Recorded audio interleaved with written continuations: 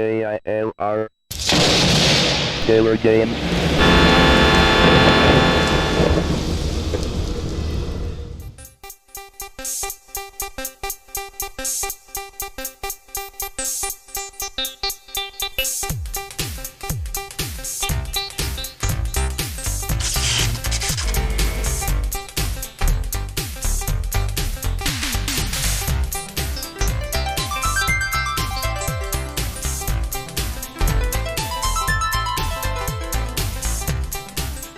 Welcome, gamers, simmers, and pilots. I am the Killer Gamer, and this is the World Tour featuring Flight Simulator 2 by SubLogic for the Commodore 64. Something that you're probably not going to see from any other channel, because trying to fly this simulator nowadays with the type of newer simulators that we have, like FSX and X-Plane and Prepared, and the upcoming Flight Simulator 2020, which looks absolutely amazing. There's, probably not too much interest in these old simulators for people to fly, except for maybe just, like a little spin. I'll fly this around Chicago and land it, and that'll be it. But for us, we're actually flying from little airports to big airports, and we're doing what I did when this was out for the Commodore 64 back in 1984. I did a lot of flying with it, from coast to coast with the scenery discs, and I went to Hawaii and Japan and Western Europe. That's about the extent to what you can do with the Commodore 64, because there's no other scenery coverage. But I want to relive those memories and share them all with you. So here we are. So let's talk about where it is that we're going. We're here, Dane County Regional Trial Field. I don't even know if it's still called that. Might be. It's funny because some of the names of these airports have changed since 1984. Some of them are just not called the same. But we're going from here, to Wittman. And this thing is saying, hey, you can edit. I don't want to edit. So we're going to Wittman, or Oshkosh. And what we're going to do is we're going to go from here to Dells. We're going to fly in this direction up to this lake, and then we're going to capture what looks like this radio, the 9 radio. I don't know, is there it looks like there might be a runway going that direction. There's definitely one going south, but yeah, so that's the direction that we're going to go. Maybe we'll take a look at that when we start flying. We might adjust our flight plan. But I want to go this direction so that way we can see this. I know it's just going to be some blue polygons, but, hey, use your imagination. So we're going to go this direction, and then we're going to head over here to Wittman Field, where there's going to be a lot more blue. And then eventually we'll be heading right back, over here to, I don't know if we're going to Manitowoc or Sheboygan, but then there's going to be a lot of blue right here. And then when we actually make it to the, the coast of the U.S., well, then there'll be so much blue you won't know what to do. Blue, dew, yeah, it rhymes. Kind of like Mountain Dew. Do the dew, go blue. Have a Mountain Dew. Anyway. It's early in the morning. I could probably use one.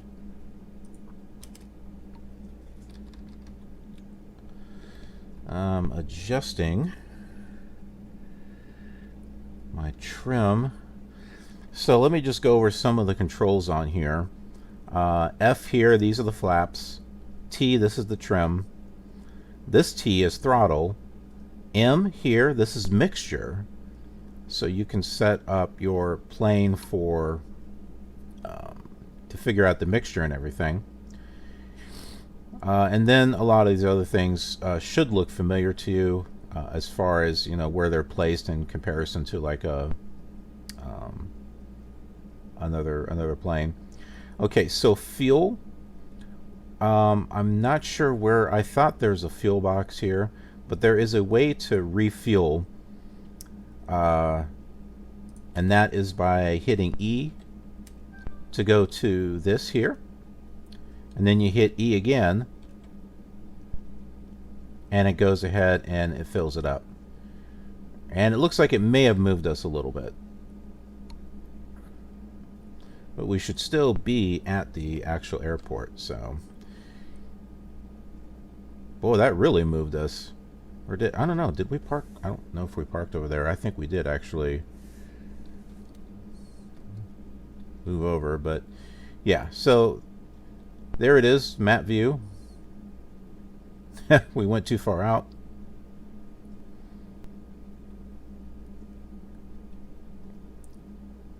Okay, so there we go. We're seeing the city and the map. Out of curiosity, let's take a look at. Let's pull this up here. Let's take a look at Madison, the city of Madison, and see how that compares with what they did here on the Commodore 64. Here we go. Here's an actual satellite map of Madison, Illinois. And you can see right here, here's the airport. And we got 3 lakes. We got, sorry, I'm having a hard time trying to read that. Lake Monona, Lake Mendota, and Lake Wabessa. So, yeah, and then the city kind of surrounds it. And that's kind of like what I'm seeing here, it looks like. You got the city of Madison, and then you got the lakes. So, pretty cool. It's interesting how this all matches out. And these roads here, they're more than likely freeways.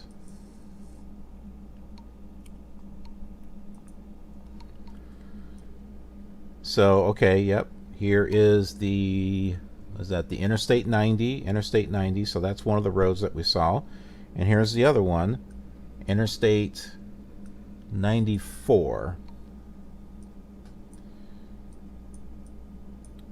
And so that's what they've got rendered out here. And it looks like they got that just outside of the city.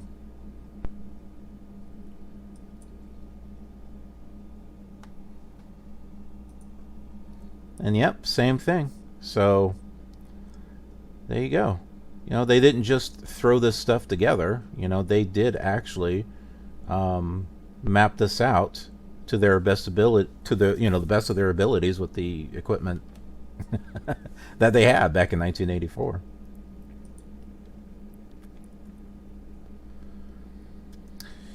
So with that, let's go ahead and get everything set up. Our first waypoint is Dells, which is 115.1. So we're going to be doing Control N1 for nav1, and then our lesser than, greater than sign, which is above the period and the comma, will, as you can see on the nav here, will make this change. It makes the numbers to the left of the decimal point change. So we're going to change that to 115.6. And now for the other part of the nav, we do Control NN, and there you go. So we can start moving the decimal section. We'll set that to 115.1. And we only got 32 miles to go till we get there. And we'll go ahead and set nav2 while we're at it, because we're going to use one vector to get there and another vector to leave. So we'll set nav2, which is Control N2. Okay, so we'll set the decimal point. That seems to be wanting to change there at the moment. Well, if we do nav in 2, yeah, okay. There we go. We got that all set up there. So we'll set up our VOR here, which is control V1. Let's set that so that way it's centered for the 2, so we know which direction to go. We could actually follow the river.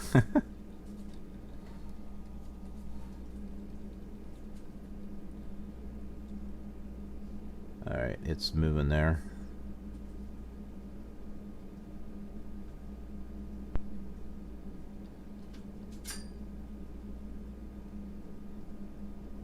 Okay, so 328. Now nav 2, we're going to set that as far as an idea of how we're going to leave that VOR when we get to it. So looking at this again, so we're going to be flying directly there, but we're going to depart on the 350. See, 33, 34, 35, and 3600. So we're going to depart this. Just give us a guide. We should be able, you know, follow this river if we want to. And that should get us into this area until we link up with this. And we'll change the VOR number 1 to this once we get past. That way we know when to turn. Oh my goodness. We'll know when to turn and head to Wittman Field.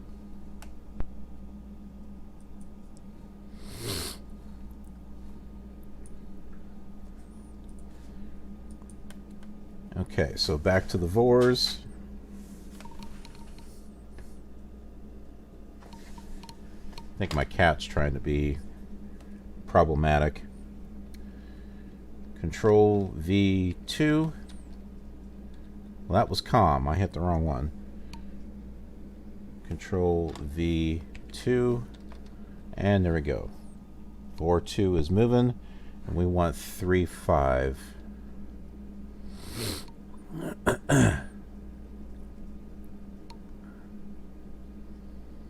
Okay. That's it. We are all set to go. We're fueled up and ready to go. There's really no comms or anything. There's no ATIS. I'll take a look at the map real quick at the directory and see. But I don't believe there is anything. Madison. Yep. No ILS, no nothing like that. Here, I'll share this with you so you can see it. Going to Oshkosh, Wittman Field. Oh, okay. That one does have comms. This is the ATIS, I believe, right there. This is the ILS, I think. 110.5. Altitude is 804. Let's take a look at this up here. Yeah, ATIS, ILS. The vertical altitude, I don't know, whatever VASI stands for. It's those little lights that should tell you if you're too high or too low. Apparently they're available on runways 9 and 18. Runway 36. Maybe we should make use of the ILS. That might be useful. So we might adjust our flight accordingly, so that way we can land on runway 36 and be able to make use of the ILS. But there should be fuel there somewhere. We didn't see it here at this airport. It's probably there somewhere.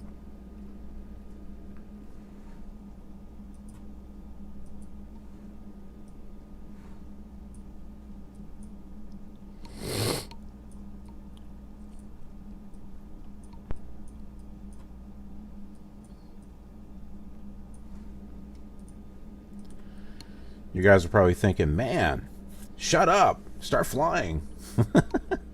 All right, fine. We will. All right. Turning on the plane with magnetos. Control M5.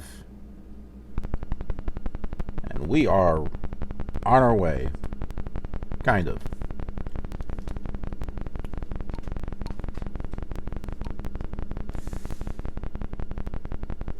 Don't knock anything down, boy.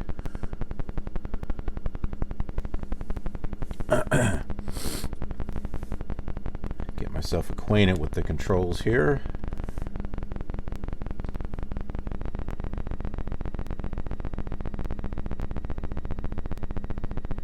I think we can go ahead and this runway that's right in front of us, we can go ahead and use it. Oh,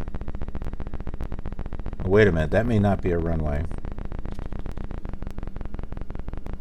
Let's go back to the map.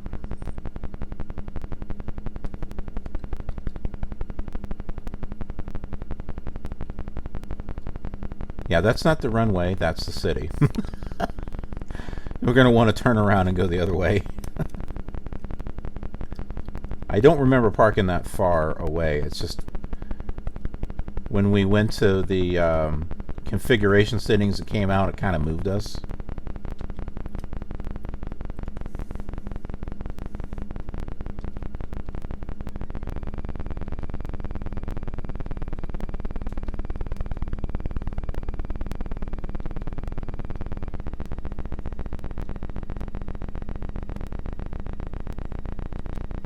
There we go. That's our runway.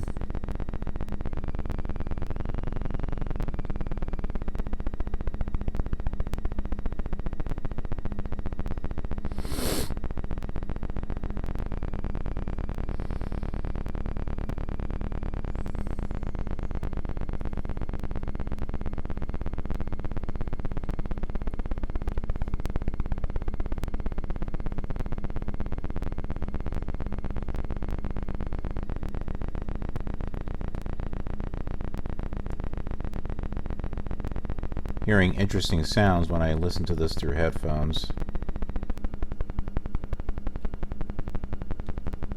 Not just a blah blah blah blah blah blah blah blah blah blah sound. Go back to our radar view. Okay, well, we've gone a little bit further than the airport.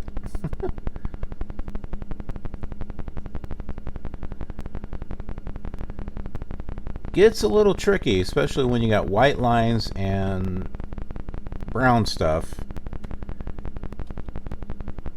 And you're trying to remember, oh, you know, there's like no taxiways on most of this stuff.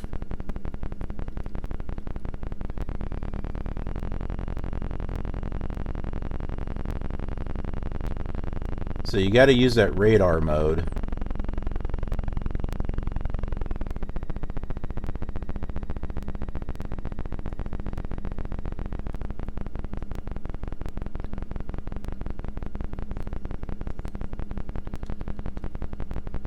It's not cheating. Think of it as one of your aircraft tools.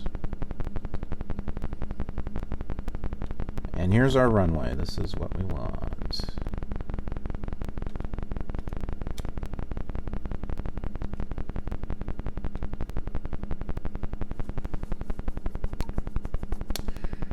All right, we're all set. So let's go ahead and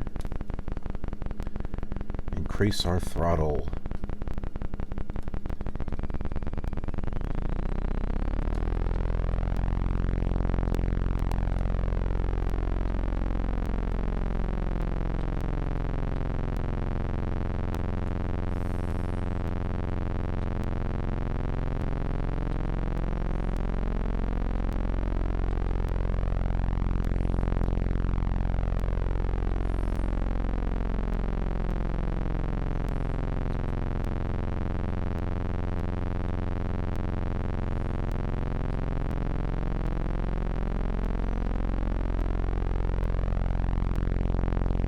I love it. I was on the actual runway, but somehow it just kind of magically shifted away from me. And we're off.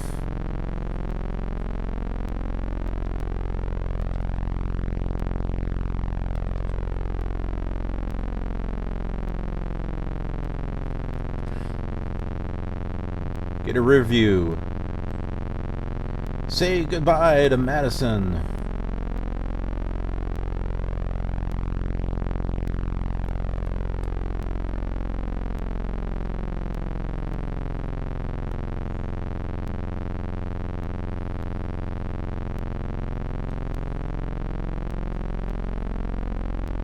And we need to get ourselves turned to, well, 328 or something close to it.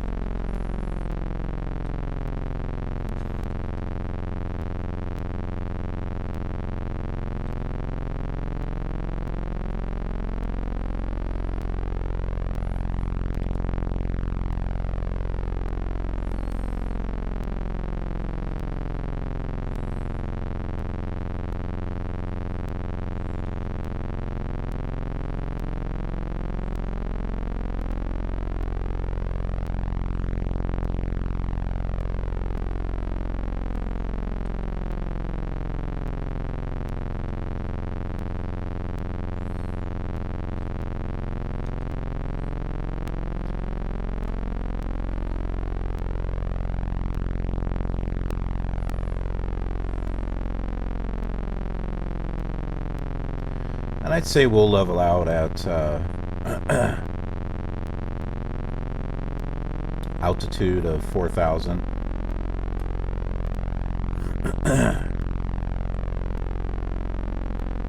We'll need to do Control D, so that way we can adjust our gyro compass. We'll do Control B to adjust the altimeter, just in case. And we should be good to go. We'll lower our throttle here.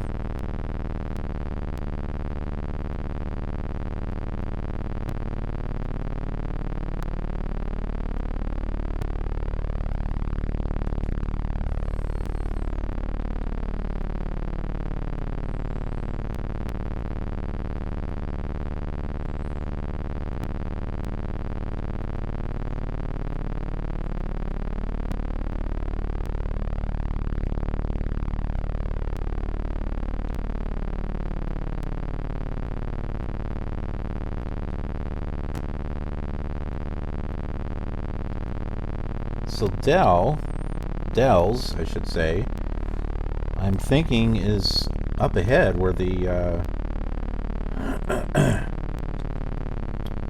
where the freeways are intersecting, is my guess.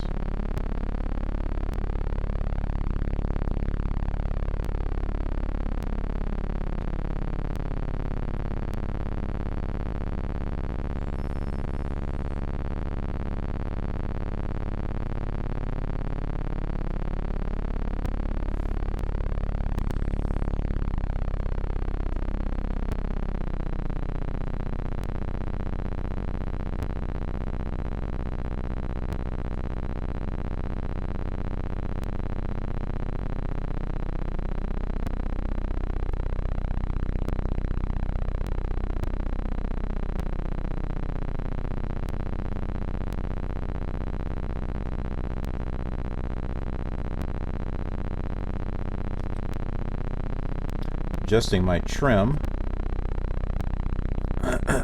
as well, so that way we can get this thing leveled off. There's no autopilot on this.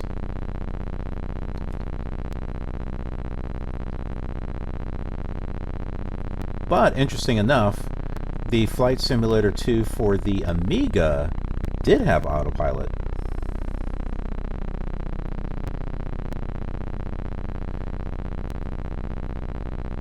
So this is what they term the second generation of the flight simulators, as the SubLogic Flight Simulator, Flight Simulator 2.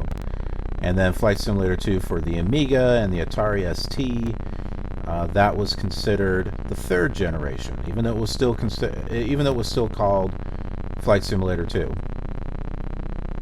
I think they just went with that name because it was very popular at the time.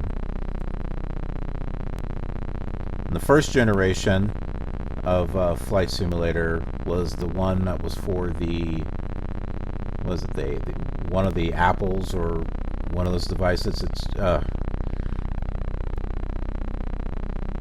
Not a very fun one to try to play. And it's not Microsoft Flight Simulator 1. That's actually based off of Flight Simulator 2. And it was messy and buggy and all kinds of wonderful stuff. But then Microsoft Flight Simulator 2,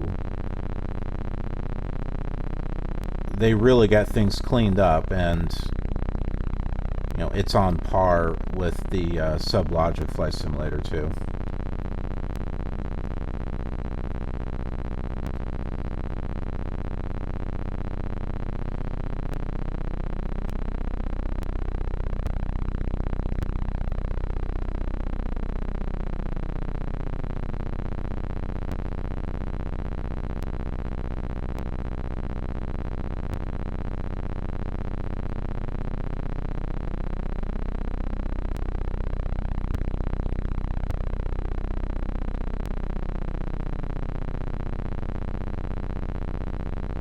Kind of getting to, I want to get to like radio 3 or heading to like 327 or something.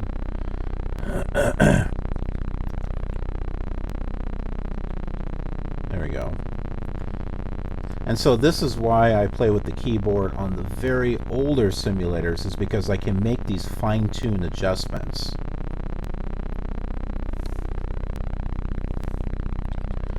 Which I can't really do that with a joystick.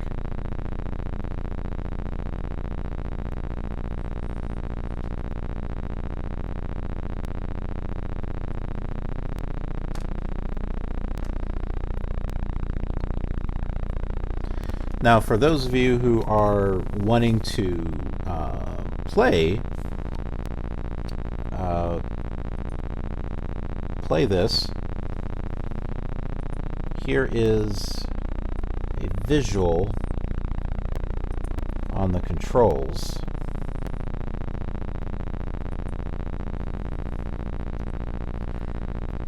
So for the Commodore Flight Simulator 2, you've got your controls here: T, down, up, B. These are your ailerons here. Here is your throttle. These keys, full or cut, and this gives you a little bit more as far as half or less or whatever. Here's your rudder, the C and M keys, spacebar is brakes, and then right on the side, like here's your this right here, your elevators and your ailerons right here. Your elevator trim is these keys. Think of them as the numerical keypad. But see, the Commodore 64 didn't have a numerical keypad. Your flaps here, of course, that was like on Microsoft Flight Simulator. The Y or the 9 and the 3 keys was your throttle. So here it's actually your flaps. And then down here are all the other controls, like for your magnetos, your mixture, fuel tank selector, and then on the other card you got your comm radios. So you do Control C and then your greater than sign for increasing or less than for decrease. Nav radios, ADF. We haven't used one of those yet, but we'll eventually get to that. Transponder. I like how they put on here the transponder, which has absolutely no function whatsoever. I guess if you want to pretend. And then your views outside the aircraft. You hit the 5 on your keyboard, and then the same keys that you use for your elevators and ailerons and flaps and everything. Hit 5 and then one of those keys, and then you're looking out the airplane.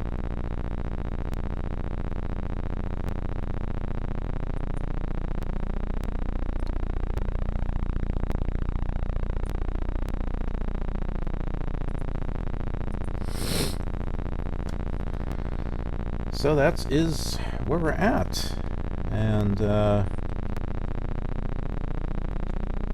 just our heading here.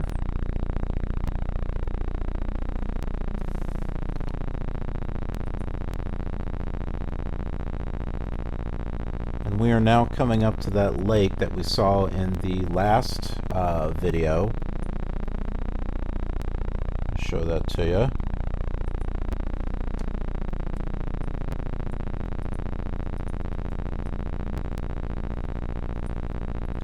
Right here. So we're just now crossing that. So we're getting close to Dells.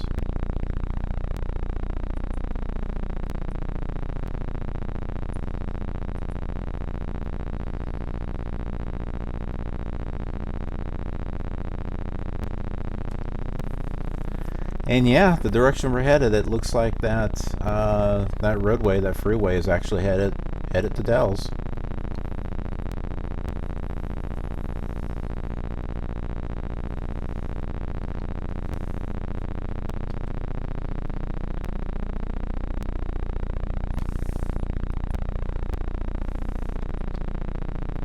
Take a look out the side of the airplane here.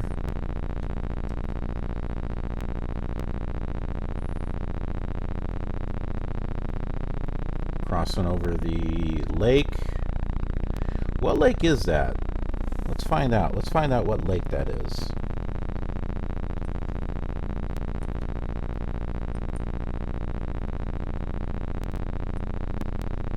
Lake Wisconsin.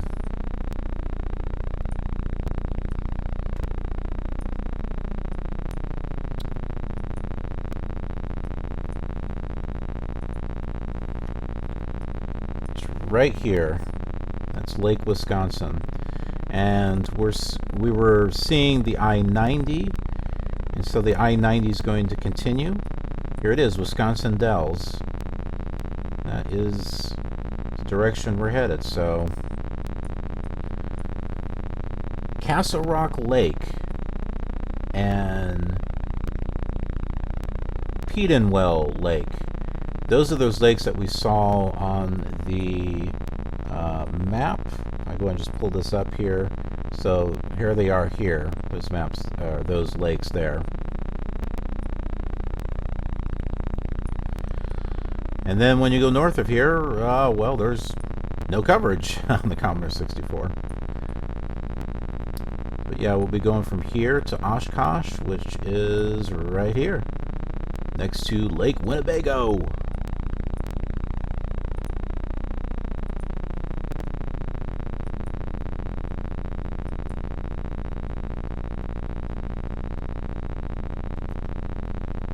And on one of the flight simulator videos that I did with FSX, we actually flew next to Lake Winnebago. Look for the video of FSX. It's a cinematic. It was before I started writing music, composing music for my videos. I forget the starting airport, but the landing airport was Rattlesnake Island.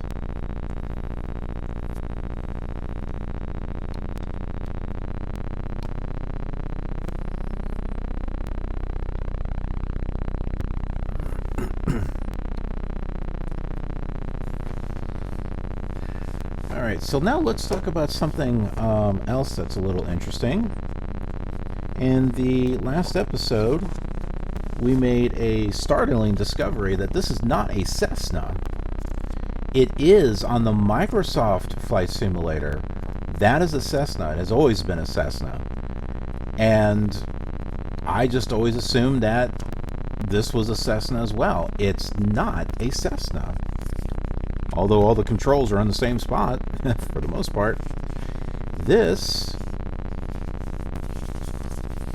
according to the manual, the official manual, this is a Piper PA-28181 Archer II. A Piper Archer II. So, with that in mind,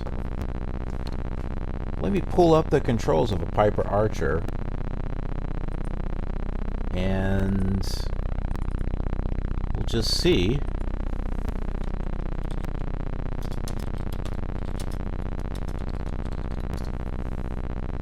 what it looks like. Assuming I can find some controls. I think I may have found some controls here.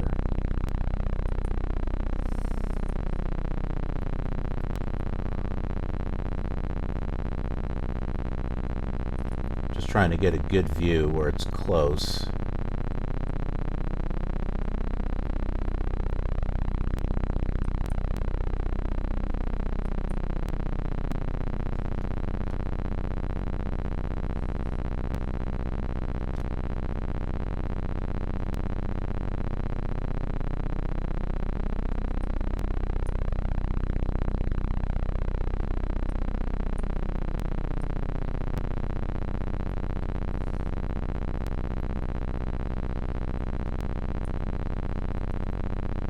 Okay, I've got it here. So here are the actual controls of a Piper Archer 2. You can see there's our controls right there. Obviously we don't have the little stuff that's over here. But this is what they were modeling after for the Piper Archer 2. And here's the plane. So we can't see what the actual plane looks like in Flight Simulator 2, but here it is. This is what we're flying.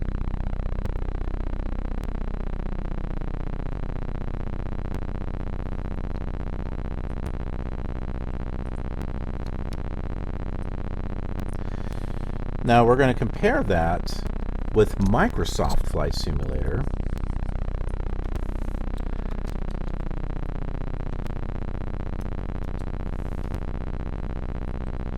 And what its controls look like.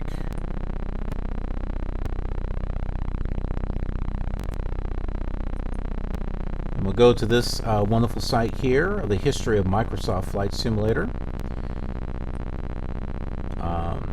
Definitely check this out. But here is the controls for Microsoft Flight Simulator. So yeah, this is definitely different. Like for one, it's got that curve on there.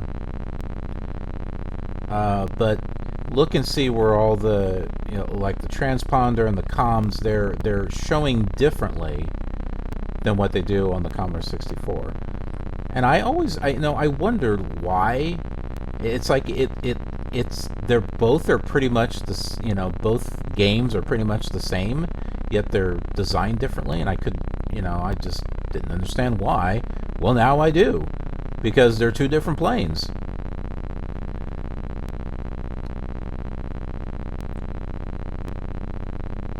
Yeah, so there you go. Some of them look kind of bad, depending upon what monitor what kind of monitor you're flying on there.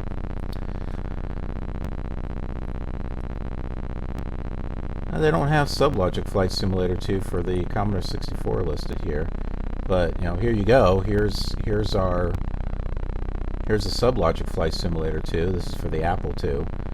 The colors, that is kind of hard to look at. I don't know about you, but I think this is easier on the eyes than this right here. And we'll go back to looking at SubLogic Flight Simulator 1. So for the Apple II, this is pretty much what you had, was that right there. There was really not much flying or anything else. This is the world. You had civilian airport. You had one airport, an enemy base. So there wasn't that much. There's no flying around the world on that one. But when you go to Microsoft Flight Simulator 1, you can see how it starts to resemble SubLogic Flight Simulator 2.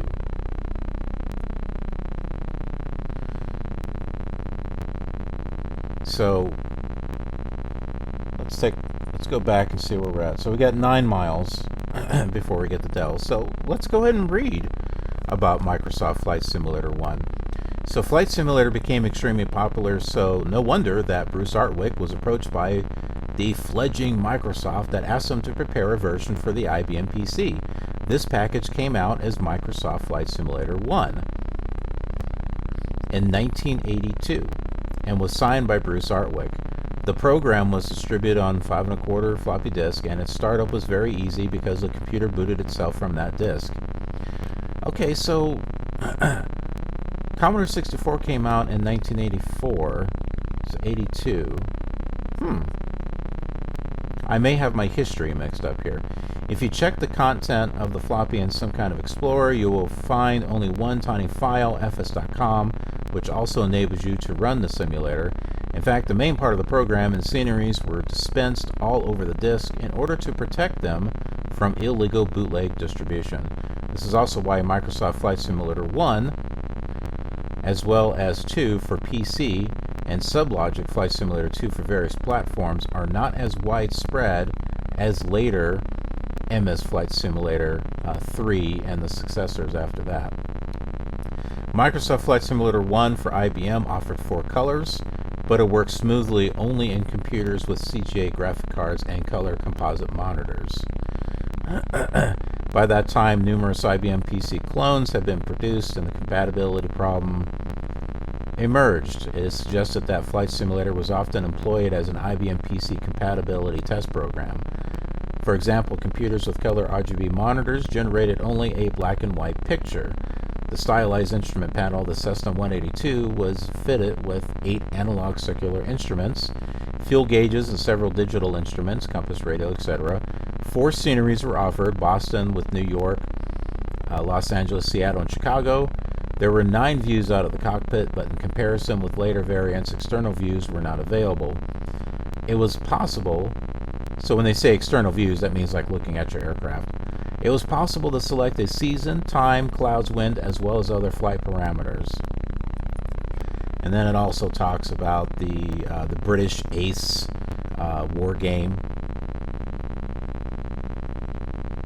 And that was it. Let's take a look out the window, see where we're at.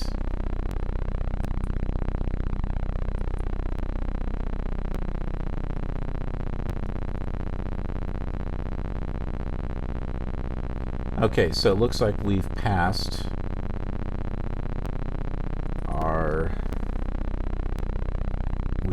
Dell's.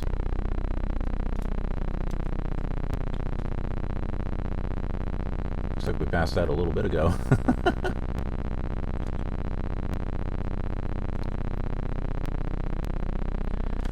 Now we need to change our heading here so that way we can link up with the 350, or we could just follow this river. This is just here just in case we get lost or something. But I am going to move to the right here a bit.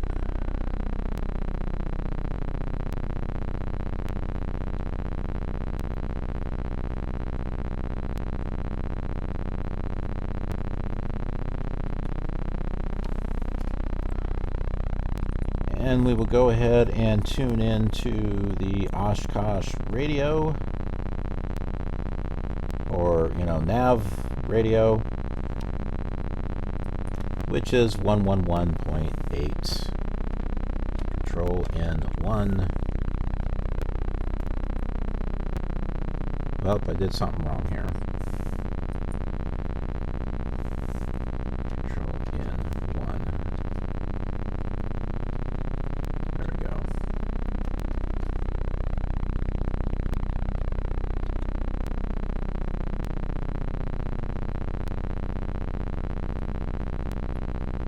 Yeah, that 57 miles.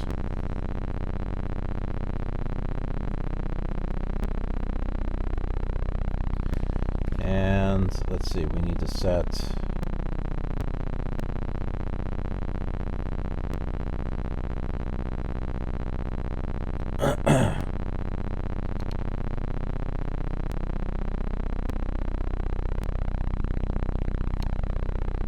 our VOR.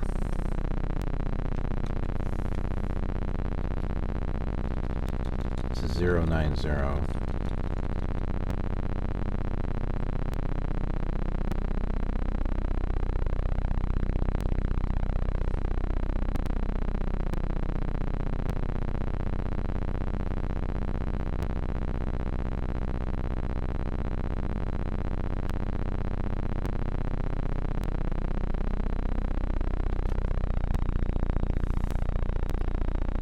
Okay, we're all set there. We'll go back to our history lesson here. So let's go to... So I guess this is actually... So Microsoft Flight Simulator 1 did actually come out before SubLogic Flight Simulator 2. I could have sworn that... I read on another site that it was the other way around. Alright, so Flight Simulator 2 in 1983, Bruce Artwork came up with a new version for Apple II, designated SubLogic Flight Simulator 2. There were later the 1.05 and 2.0 partial modification releases as well. It was the Roman numerals which identified versions made by SubLogic, because later versions under Microsoft later was designed for different computers. SubLogic Flight Simulator 2 for Apple II was roughly comparable to Microsoft Flight Simulator 1 for IBM PC.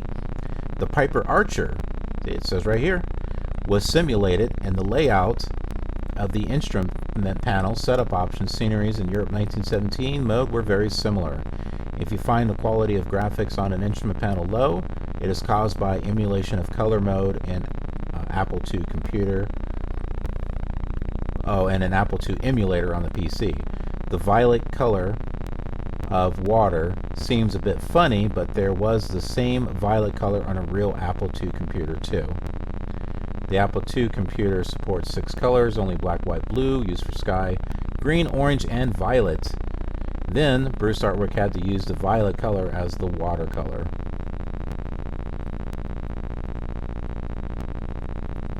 They don't mention the Commodore 64, though. And of course, you've got Microsoft Flight Simulator 2. In comparison to the previous version 1, it did not bring any significant changes, but lots of scenery discs for this version were released. So we're all familiar with those SubLogic scenery discs.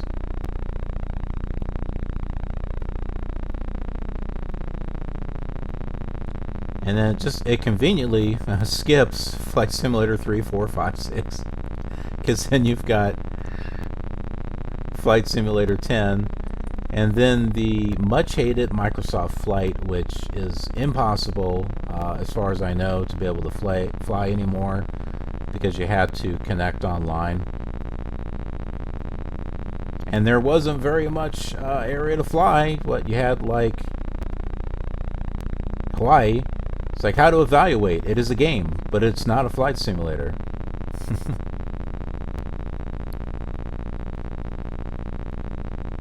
Yeah, that just crashed and burned. Oh, I guess they had Alaska. They had the Alaska Wilderness Experience.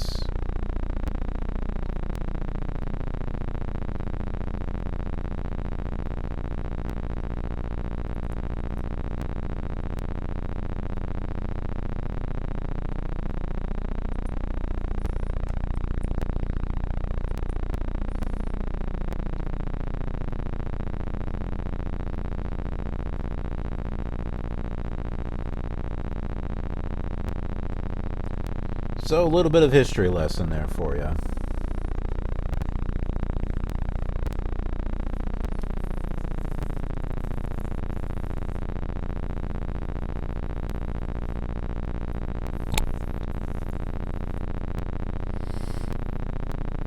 So yeah, now I've corrected my history. Flight Simulator 1 for Microsoft is not based off of SubLogic Flight Simulator 2. It actually did come out first, as you know, not the SubLogic Flight Simulator 1, but the Microsoft Flight Simulator 1 came out, and then SubLogic Flight Simulator 2 came out, and then Microsoft Flight Simulator 2 came out, and then the Amiga ST, Atari ST versions came out, which was still called Flight Simulator 2. And then Microsoft Flight Simulator 3 was based off of that. And then it went to Microsoft Flight Simulator 4, which was the same as 3, except you now had the ability to have user-created content. It wasn't just limited to SubLogic scenery discs. And Flight Simulator 4 is the first one that has the possibility of going around the world.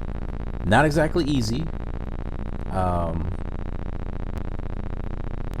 because of how it's designed, but you've got, I mean, you have to basically create the scenery areas and maybe fudge it a little bit to kind of give the illusion that you can go around the world. But that one you can, you know, definitely do that with, as opposed to Flight Simulator 3, which, you know, you were limited to the scenery discs, just like Flight Simulator 2. There's our lakes.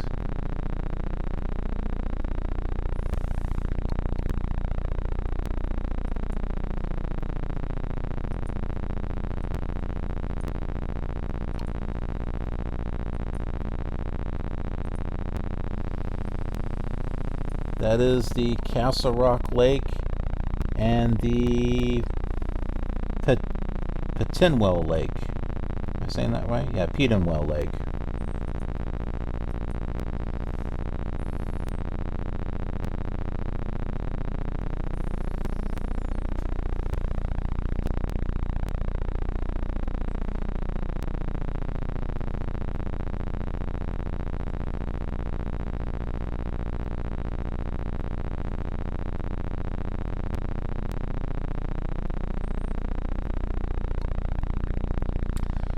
So I think what we'll go ahead and do is we'll just we'll turn out a heading of 090. I think we can just do it from here, so that way we can properly line ourselves up with the ILS for Wittman Field. So we'll go ahead and turn now.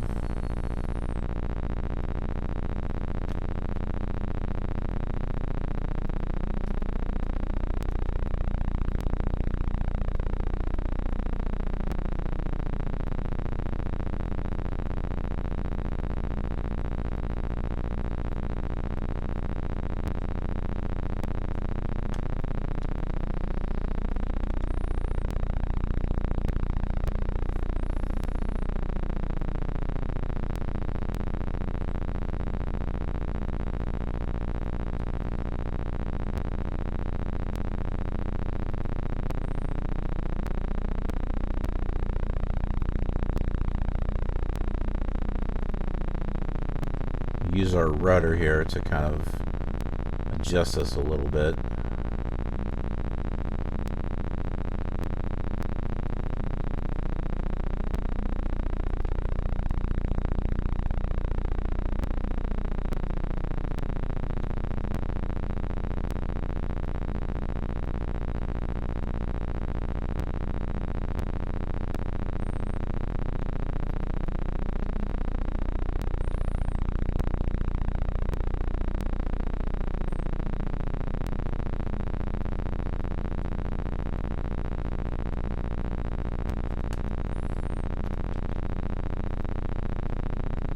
Just our gyro compass.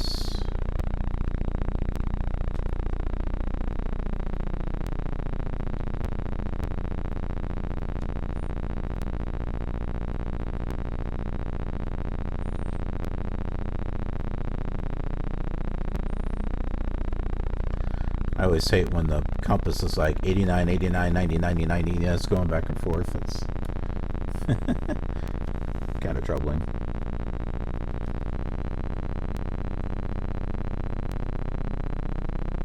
So we are set. Let's go ahead and change our VOR1 to 360. So Control V1, and reminder, this is not the control key as on a PC, but the Commodore 64, which is mapped differently in the emulator, so you have to use the tab key.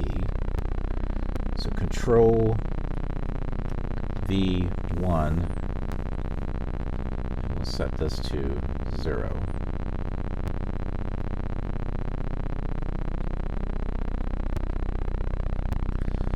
Now we're going to do the same on nav2. Control N 2. I'm going to set this for 111.8.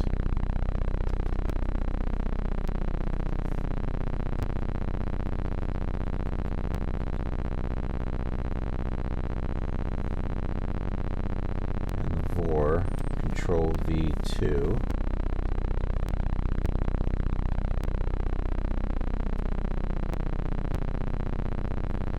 So here is what I'm doing. I want to change VOR1 to the ILS because that's got the ILS stuff on it, but I don't want to change it just yet because then we won't see how many miles we are away from it.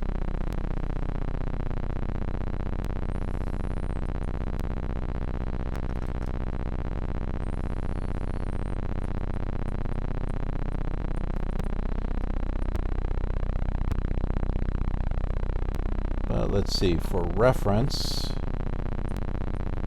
where are you, Oshkosh? It is 110.5. So let's change. I don't know, should we change it? Yeah, we could probably change it.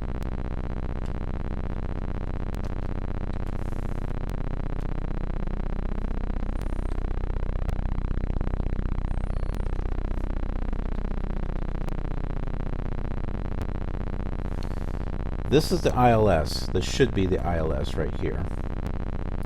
So when this switches on, then that'll give us a good indication of when we can change VOR number 1. I don't know if we'll have the mileage on there or not. But we can always keep this to, you know, if the DME is not on the ILS, then we can kind of keep it like this until we get closer and then switch it, and then we'll have the vertical and the horizontal that we can line ourselves up with and stuff.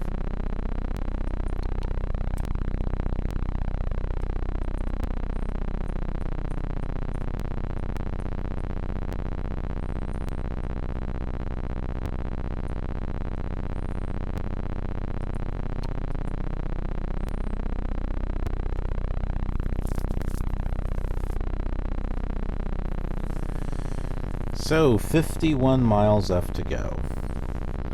Well, I guess we can continue in our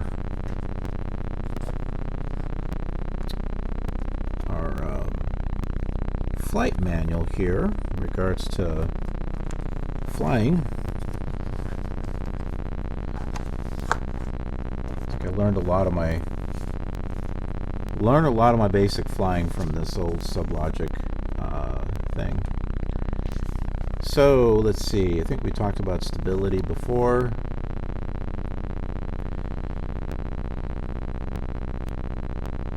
Yeah, because we were joking about the positive stability. If you're stable, you can have positive stability. Balance and pitch stability. For safety reasons, aircraft must demonstrate positive pitch stability before they can be certified. Correct balance ensures positive pitch stability, at least in the static, one point in time sense. If your loaded aircraft's center of gravity is ahead of the center of lift, the aircraft usually has positive static pitch stability. This is because center of lift roughly equates to center of pressure, as per the arrow example. More important than this very condensed discussion of stability is the consequence of pitch stability on aircraft control.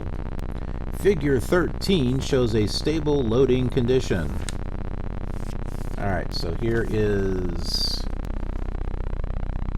figure 13. See the plane there.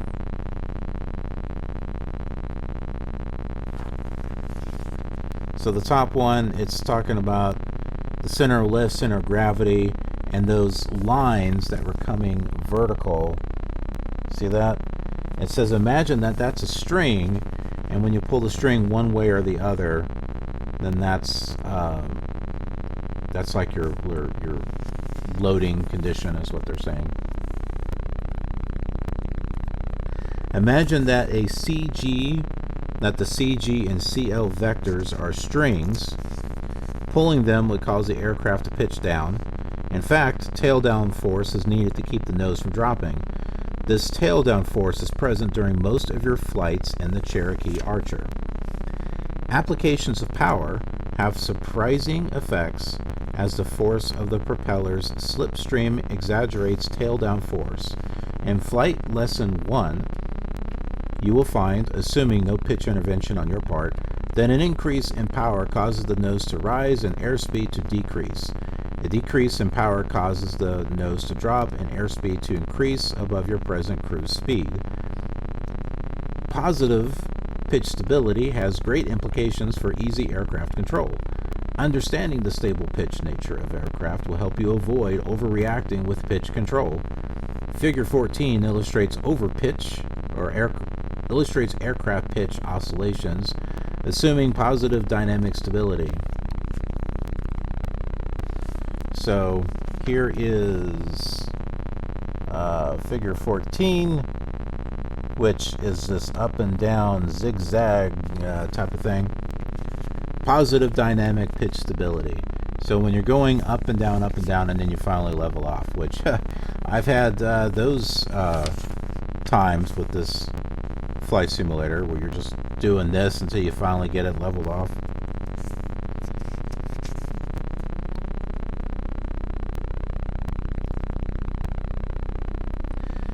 Pilot overreaction in pitch is usually caused by over-enforcing pitch changes in the direction that your aircraft wants to pitch anyway.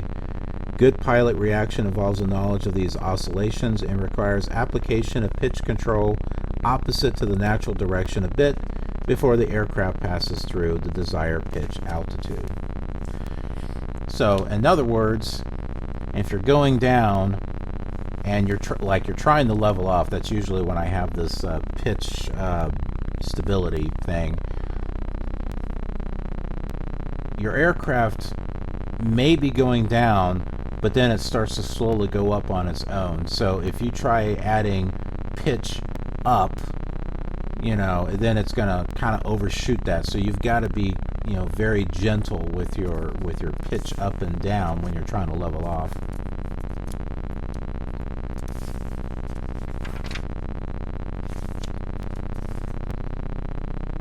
And we've still got 45 miles to go. See, and I actually have the actual cheat card. The small one, so it's not just a digital copy. I have the actual copy here too.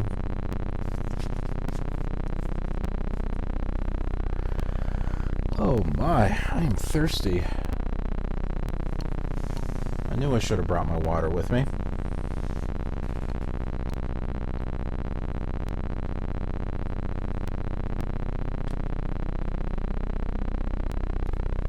Well, the river and the lake are still back there. There's not much of them. The only scenery that we have at the moment is that right there. Because up ahead is nothing but green and blue.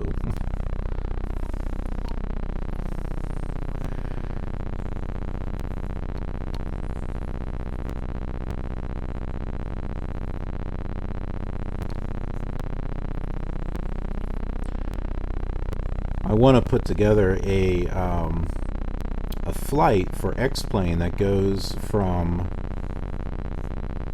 Merrill C. Meigs to Champaign. It's one of the most classic flights in Flight Simulator because if you didn't have any scenery discs, that was about as far south as you could go. And I was going to do it I could still do it in a Cessna, but now that I've learned that this is actually a Piper Archer, I think it would actually be fun to actually do it in a Piper Archer as a nod to SubLogic Flight Simulator 2.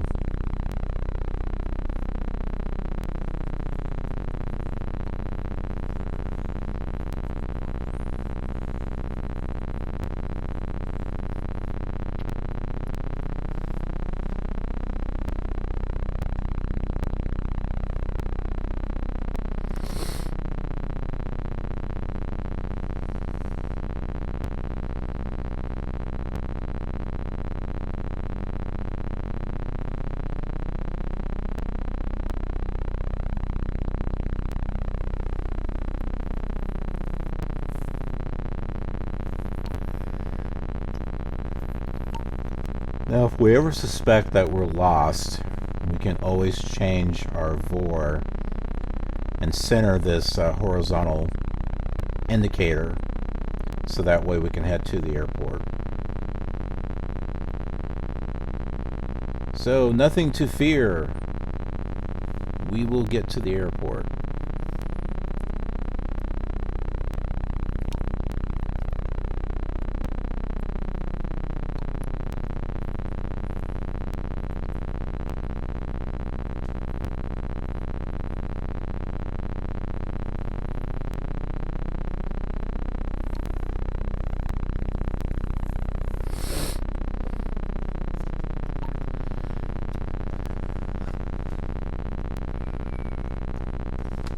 Debating if I should go through the actual flight manual, the pilot's operating handbook.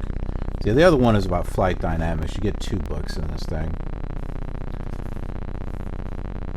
Because I've mapped out our flight, most of it, and there's going to be something like over 200 episodes of this, 200 to 300 episodes.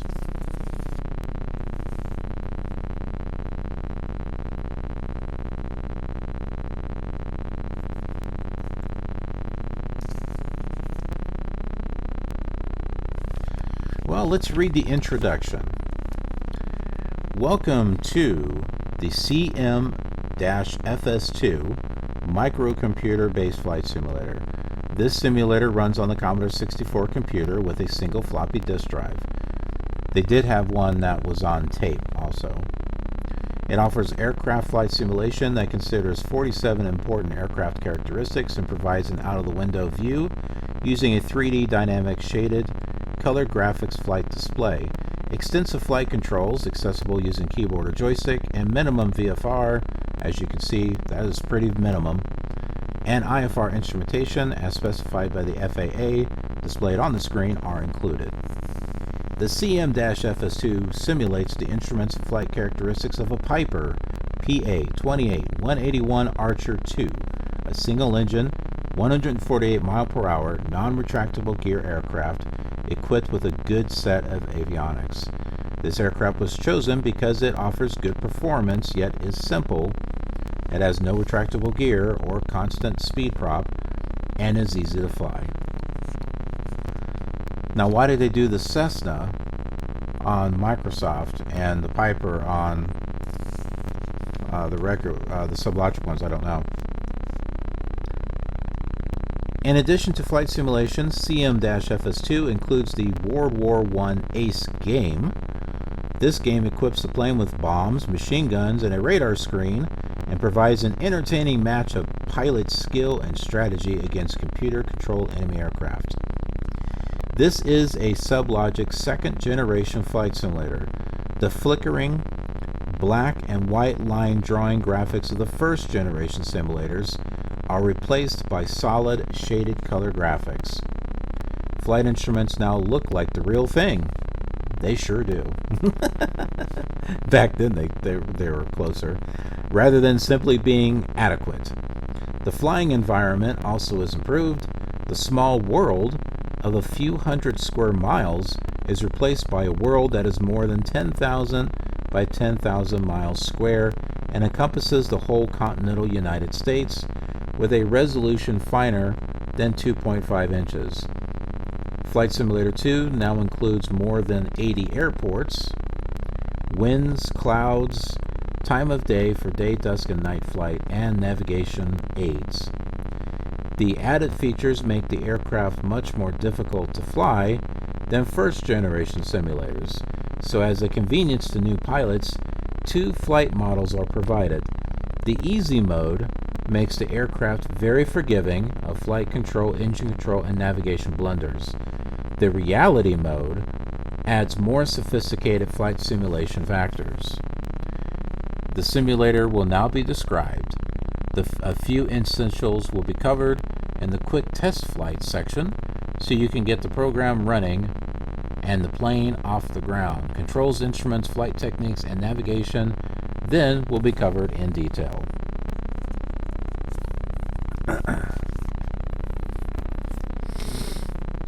And we've got a river or something up here in front of us.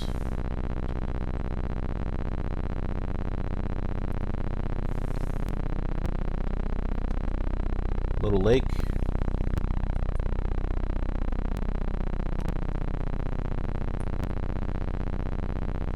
Not exactly clear on what it is here. We look at the map. You know, it could be, it could be this right here. We came up to here and we're going across, so it could be this little thing, or it could be that.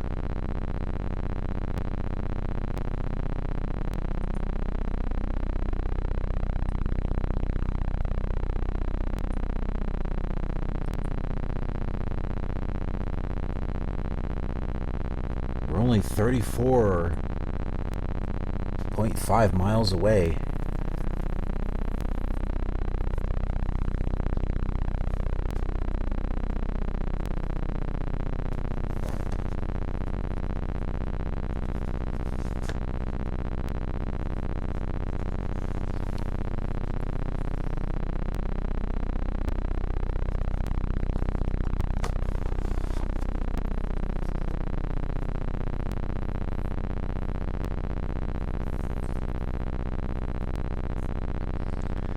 I do think we need to change our fuel though, from the right tank over to the left tank. So let's go ahead and do that.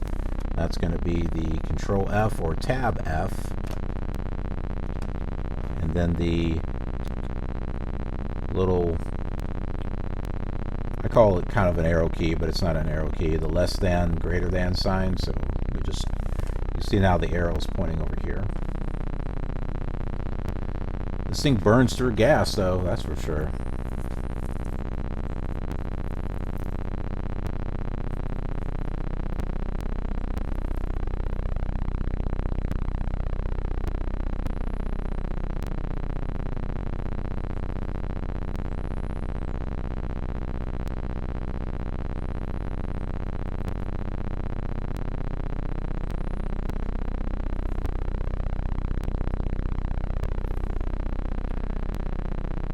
"32 more miles to fly."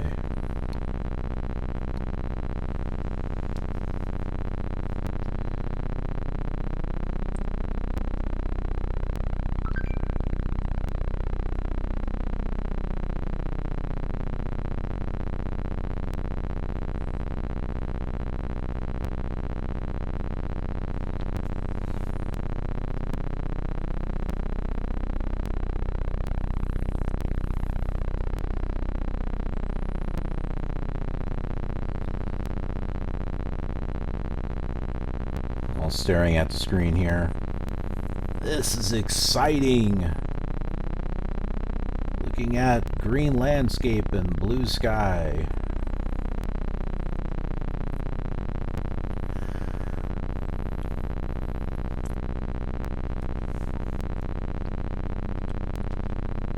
Sometimes I would just have to look out the other window.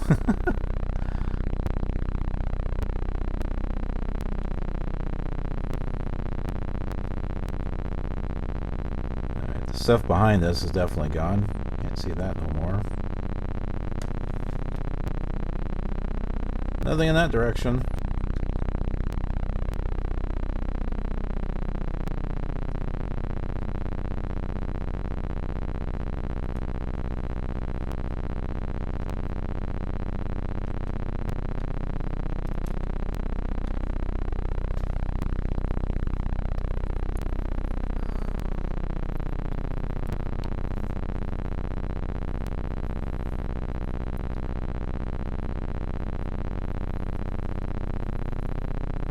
Yeah, I know these don't make the most exciting of videos, but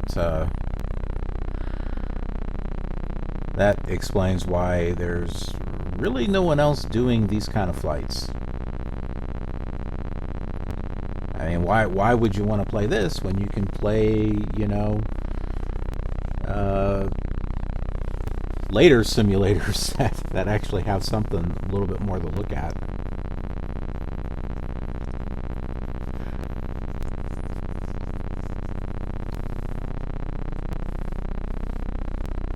for the fun memories.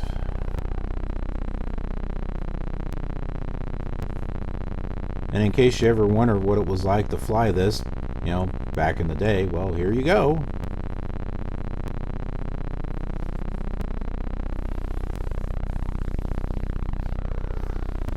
Oh, I remember when flying this, I would just have this set up just like it is right now, and I just have it flying, and I would go and, you know, do something else. You know, maybe did some homework.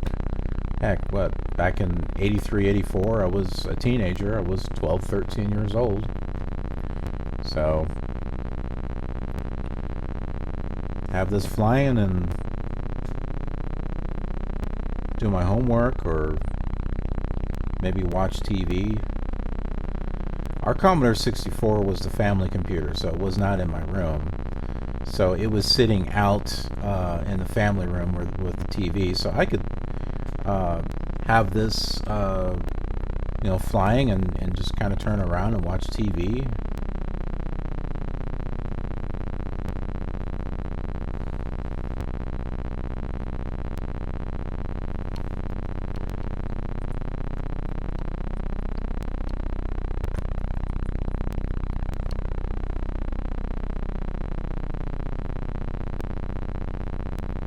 I believe I know where we're at. We can always use the two nav radios and come up with an intersection point to find out exactly where we're at. I don't want to move all of our VOR radios though, but I believe we are right there where we're seeing that little lake. I believe that's where we're at.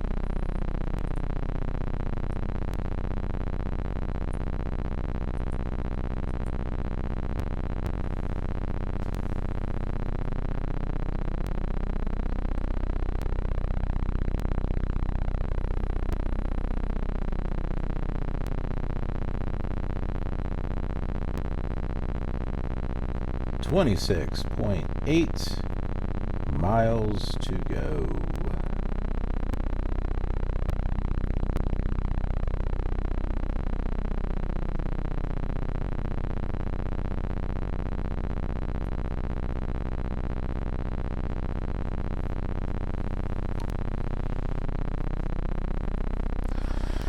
Tell you what though, it takes a lot of patience to fly this whole flight simulator.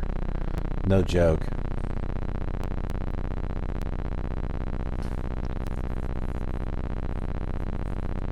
I'm not sure how many people have the patience to fly this old one as much as what we're flying on this channel.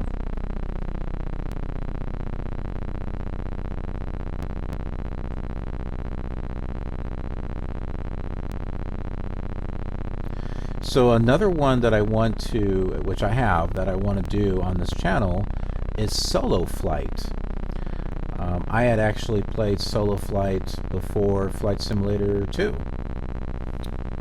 That one you had mail runs and stuff on there, and that was my first exposure to flight simulation in general.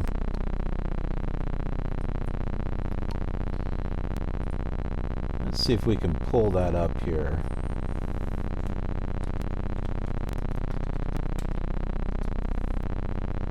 Here we go. Here's some information on solo flight. As you can see, you had Kansas, Washington, Colorado, Michigan, Massachusetts, and Texas that you could fly in. You could do flying practice, or you could do your mail runs.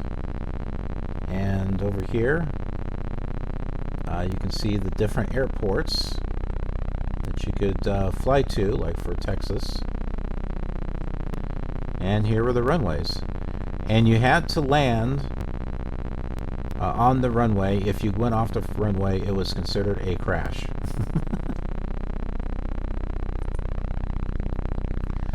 And there was nighttime also. This came out in 1985. Okay, so this came out after Flight Simulator 2. of course, it was a long time ago. I mean, like ages ago for me. But I'm pretty sure that it was this that I had been exposed to first before Flight Simulator 2.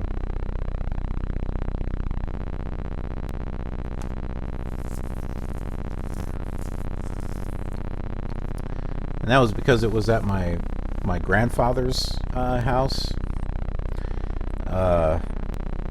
They had a Commodore 64 over there also, and he had gone through the Air Force, if I remember correctly, and he had the solo flight. And so when we would go over and visit, I would play the solo flight over there. And then we had gotten Commodore 64. I don't think we got solo flight though for our house, but we eventually he had gotten Flight Simulator 2, and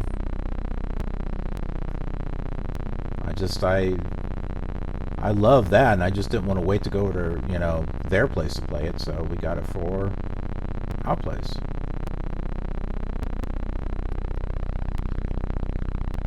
I was just so fascinated with flying, and that was the best that we possibly had at that time.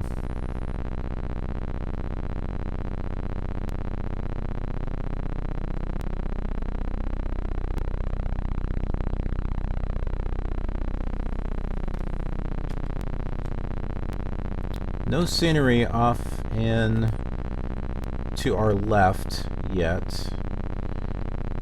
Oshkosh is going to be in that direction.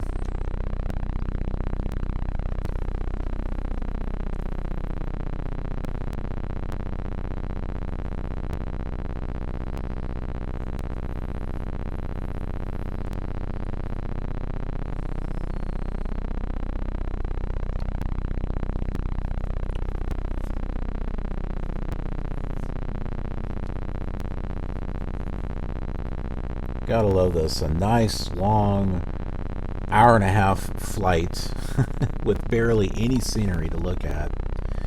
Now think of this as IFR flying. Most of this is actually instrument flying because there's not much to see.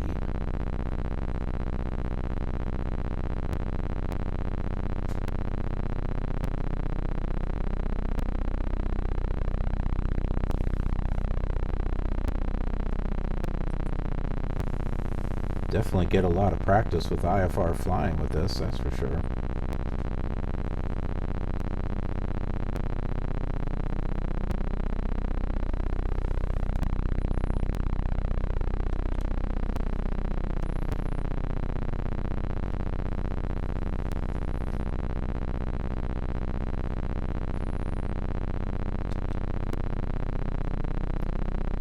I didn't notice it, but my flap, one of my degrees of flaps was down.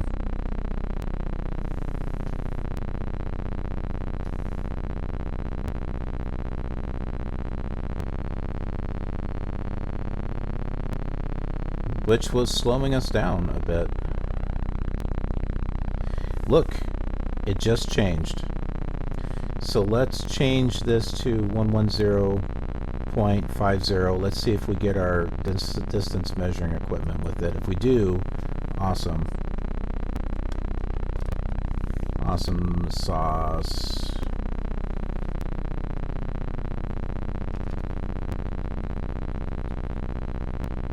And we do. Cool, we are all set to go then. We're exactly 18 miles from the airport. We are headed at 90, heading of 90 degrees. So we'll be coming at a right angle to our vector, which will take us to the airport. This is the ILS that we're going to be landing on.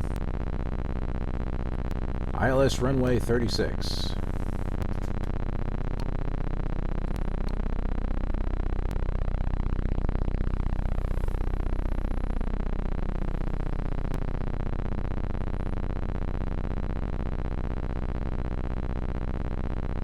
That'll make it much easier to line up with the runway than trying to visually do it. Oh, we got a road. I bet you that road will go to Oshkosh.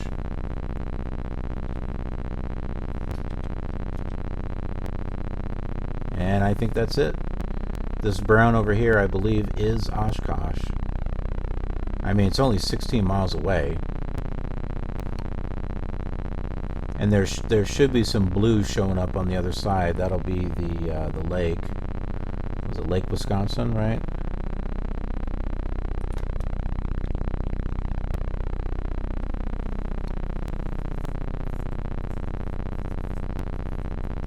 So this is where the excitement comes in with the old simulator.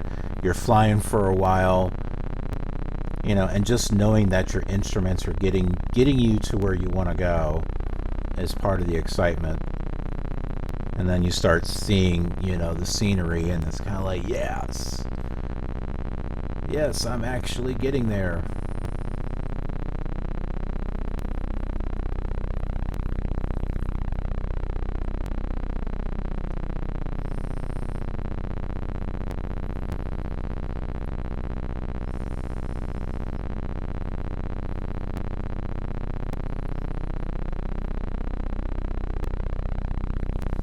I just saw the vertical thing move too.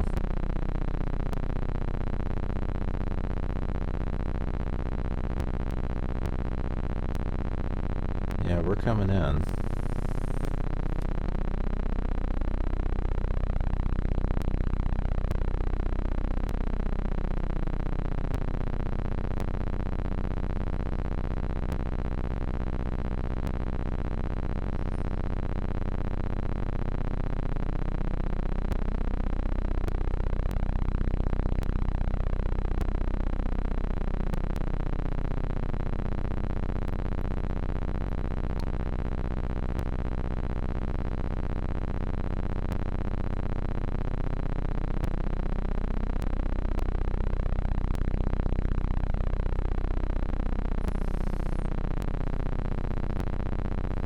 Listen to that engine sound over headphones.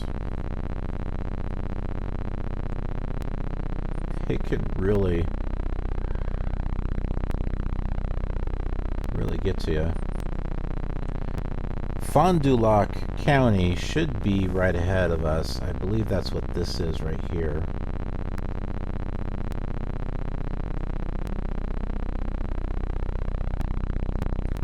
And again, just in case you want to see it on the map, this map right here,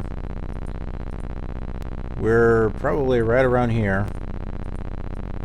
And that's the airport that we're seeing. So we'll be turning before we get to the airport.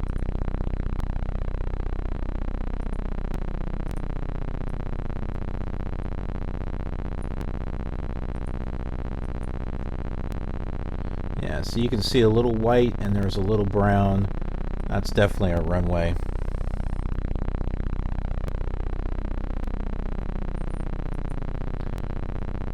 Our vertical line, or I should say horizontal line, our vertical indicator is getting close to center, so we're almost at the right height to start our descent. Let's change our... We'll change our heading a little bit so we're not coming at this at a right angle.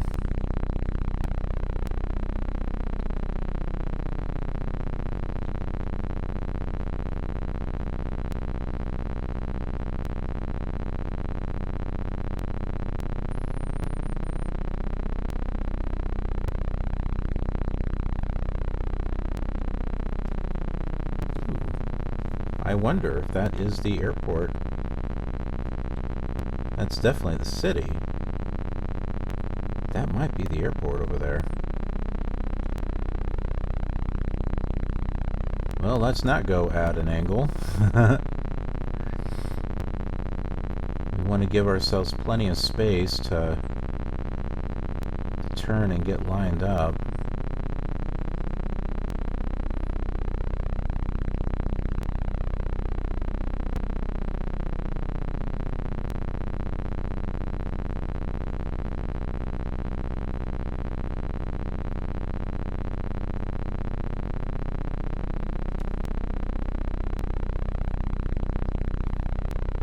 we're at 10 miles. Let's go ahead and lower a thing of flaps here.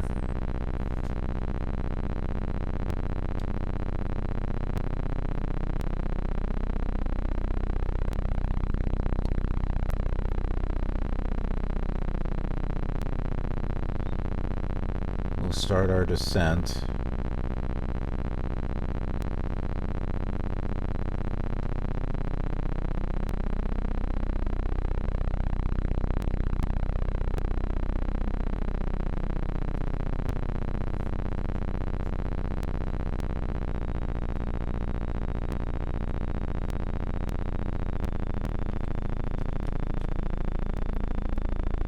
Yeah, that's the airport.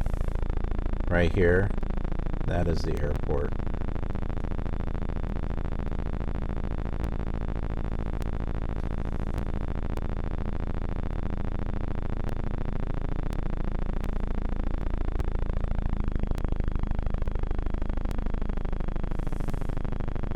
Try to center our VSI, vertical slope indicator. I believe that's what that is. So that way we know we're not too high or too low on the glide slope.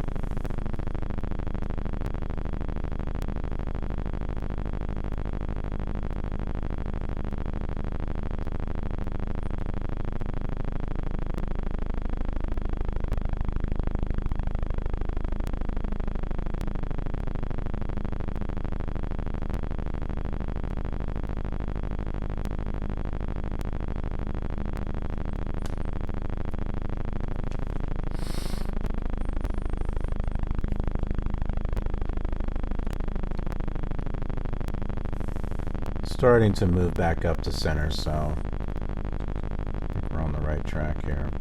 Ah, there is our Lake Wisconsin right there. So we are getting closer.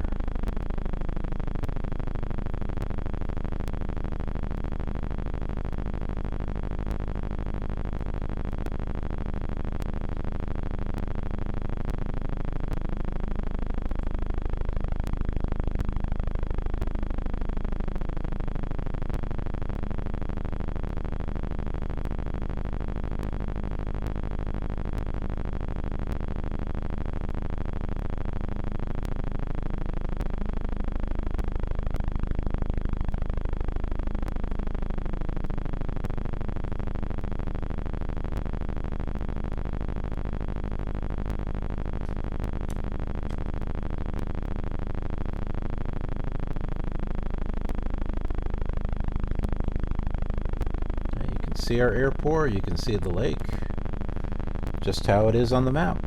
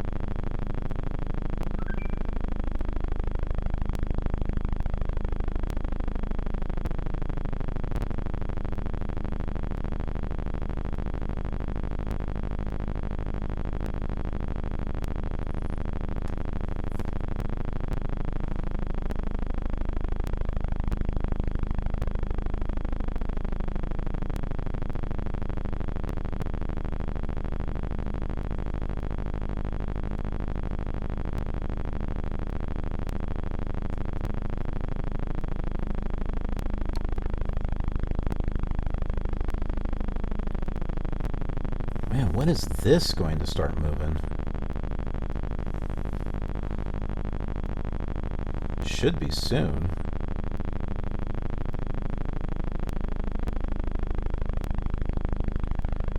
Alright, we're at 6 miles. Let's go ahead and drop another thing of flaps.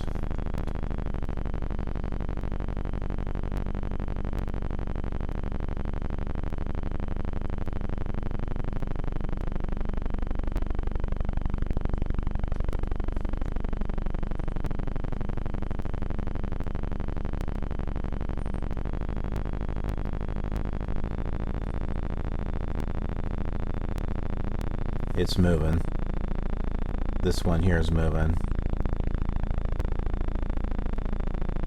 Why is this one not moving? I don't know, but this one sure is.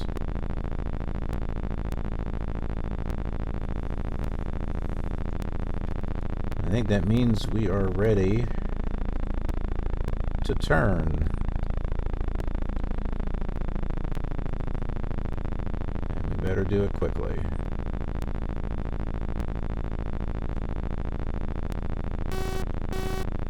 There's the outer marker.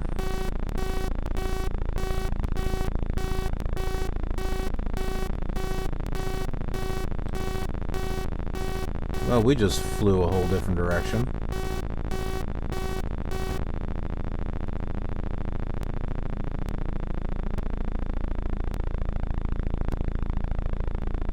Talk about overshooting.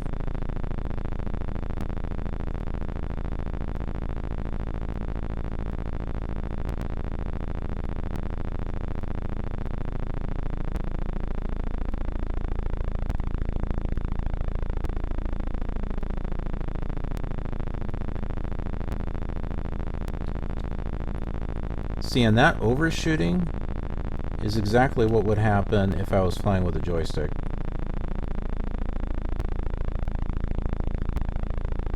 It was brutal.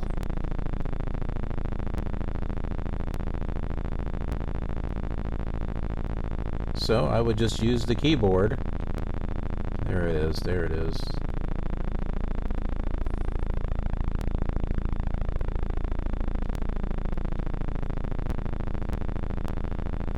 I would use the keyboard so that way I can, with auto coordination off, so that way I could use the rudder to make small, fine adjustments.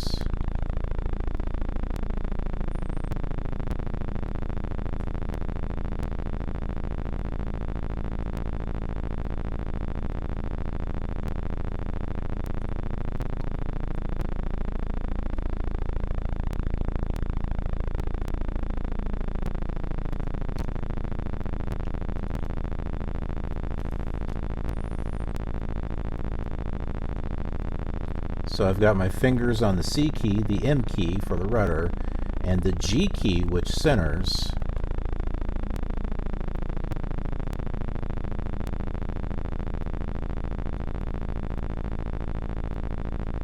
We'll start a little bit more turning here.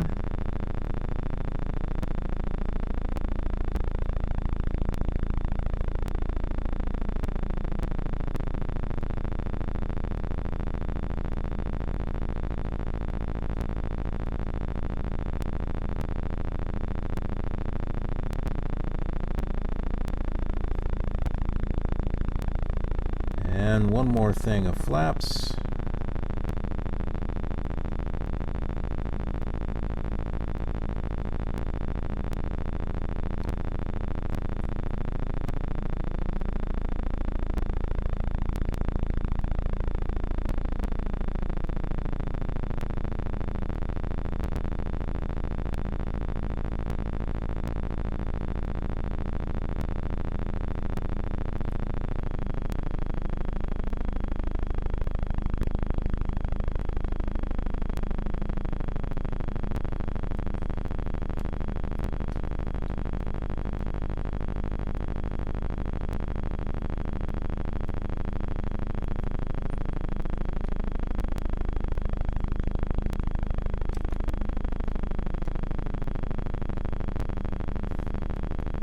Still too high. According to our glide slope, we're too high.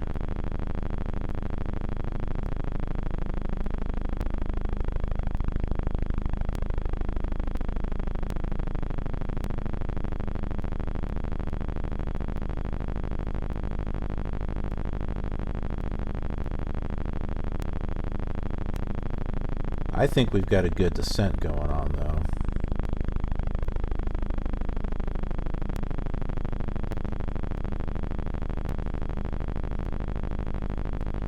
We got full flaps. We're heading down lower than 80 knots. We're not going too fast. Runway is just in front of us.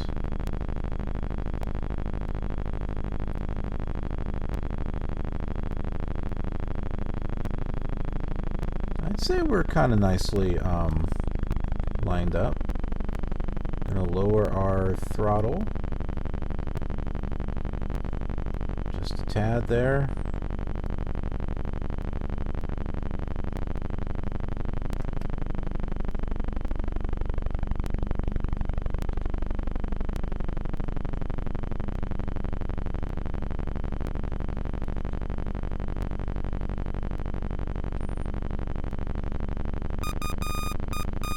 There's our middle marker.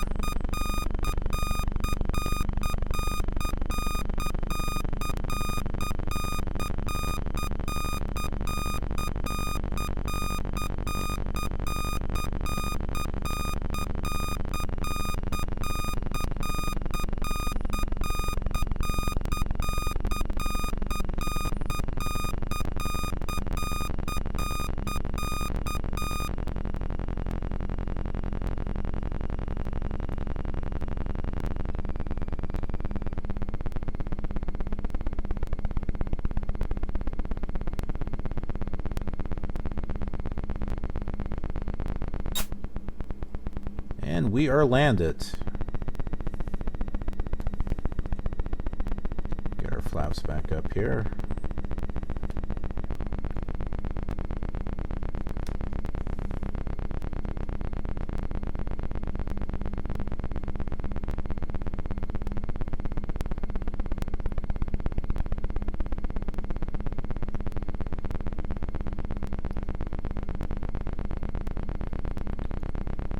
I always thought that the runway likes to slide out from underneath you when it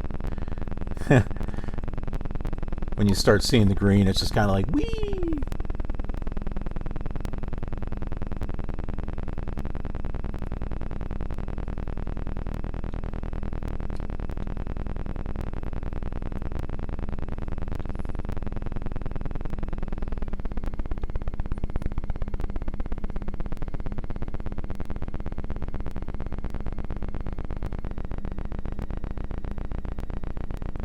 It's like part of the, I guess the runway ends right there.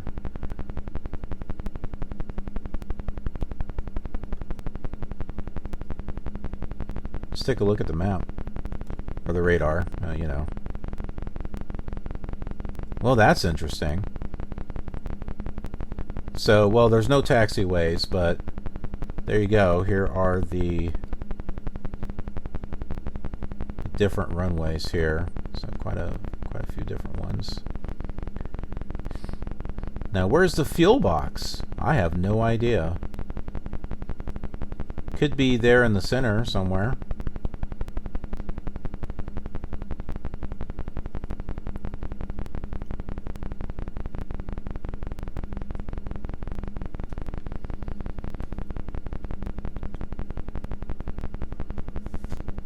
But you know what? I think this is a good place to park, so I think that's what we're going to do.